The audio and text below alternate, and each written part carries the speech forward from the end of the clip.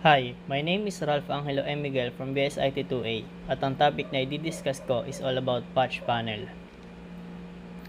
What is patch panel?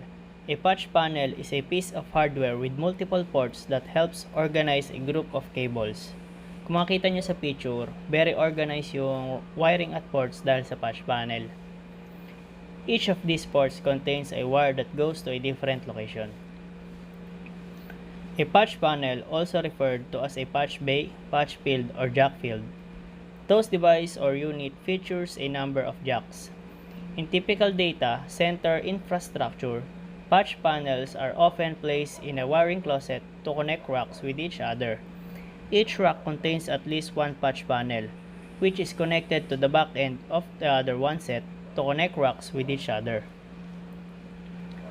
A patch panel can provide interconnect or cross-connect patching methods to splice and terminate cables.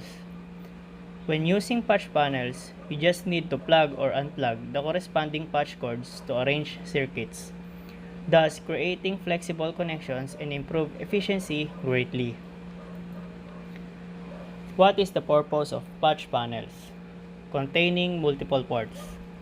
One way to reduce all of these problems is to use patch panels to help connect your devices just like your computers, audio and video equipment, or other electronic devices elegantly and without the clutter of cables. Patch panels are panels with multiple ports for input and output jacks. So basically, each set of input and output jack ports is connected internally with a short cable, properly communicating with Cat5. Ensure that the jacks it can accommodate are compatible with the jacks of the equipment you plan to connect using it. For instance, kung gagamit tayo ng Cat5 cables, kailangan muna nating siguraduhin na compatible to sa Cat5. Otherwise, possible maka-experience tayo ng noise and distortion during the transmission of signals. Wall bracket. You also need a wall bracket that can hold the panel securely to the wall.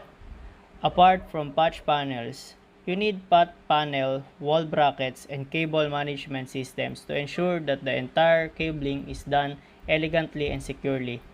Moreover, you might also need to install a cable management unit below the patch panel to hold each cable separately and securely as you insert it into the patch panel. This will ensure that the cables do not become entangled and are easy to sort when you are configuring the network. Simplicity designed for you. Similarly, a computer network at work or even at home now involves having a LAN and a WAN connectivity. This can help keep some communication more secure.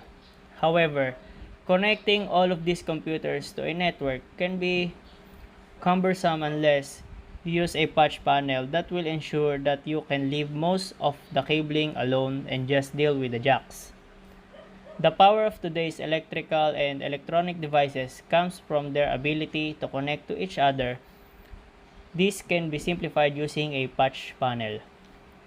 Thank you.